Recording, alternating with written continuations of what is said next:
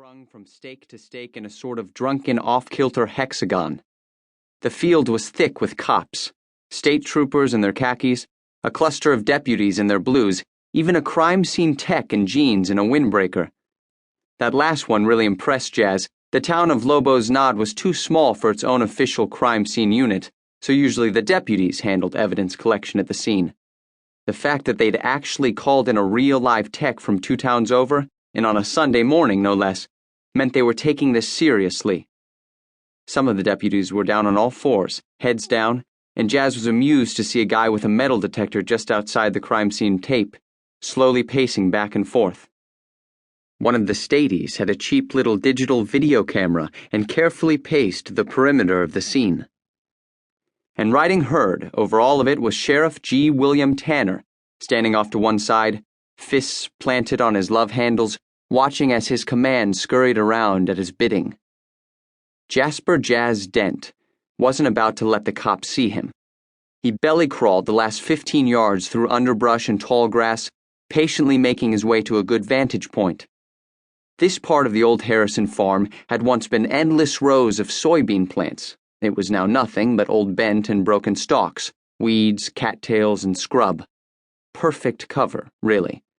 From here, Jazz could make out the entirety of the crime scene, helpfully demarcated by the yellow tape. "What have we here?" Jazz murmured to himself as the videographer, about 10 feet from the body, suddenly shouted out. Jazz was far enough away that he couldn't make out the words, but he knew it was something significant because everyone immediately turned in that direction and another deputy rushed over. Jazz went for his binoculars. He owned 3 different pairs, each for different purposes, each a gift from his father, who had very specific reasons for giving them to his son. Jazz tried not to think about those reasons. For now, he was just happy that he'd brought this particular set of binocs. They were Steiner 8x30 binoculars, waterproof, rubberized grip, weighed just a tad over a pound. But their real selling point was the blue-tinted objective lenses, which reduced glare and reflection to almost nil. That meant the enemy, or, for example, a group of cops just 20 yards away, wouldn't catch a glimpse of the sun bouncing off the glass and haul you out of the woods. Dust and assorted leftover plant pollens tickled Jazz's nose, and he caught himself just before he sneezed. "When you're prospecting," dear old Dad had told him, "you gotta be real quiet, see? Most people have got little noisy habits they never think of. You can't do them things, Jasper. You have to be totally quiet. Dead quiet." He hated most things about dear old Dad, but what he hated most was that dear old Dad was pretty much always right.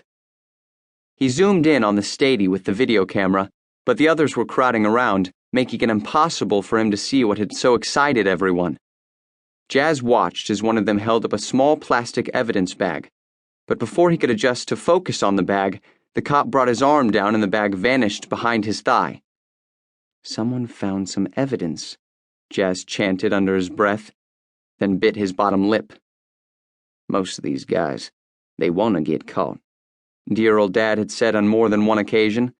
"You understand what I'm saying? I'm saying most of the time they get caught 'cause they want it, not 'cause anyone figures them out, not 'cause anyone outthinks them."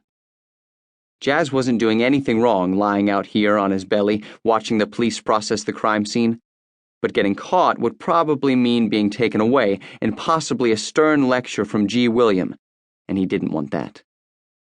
He'd been at home earlier that morning, his bedroom door shut tight against one of his grandmother's periodic rants. They'd been getting worse and more frequent, when the police scanner had soberly announced a code 2213. An abandoned body had been found. Jazz had grabbed his pack, already stocked with everything he needed for a stakeout, and climbed down the drain pipe outside his window. No point running into Grandma in the hallway and being delayed by her raving. A body was nothing new in Lobo's Nod. The last time bodies had turned up, Jazz's life had turned upside down, and it still hadn't righted itself. Even though it had been years since those days, and everyone had packed that time away, there were still times when Jazz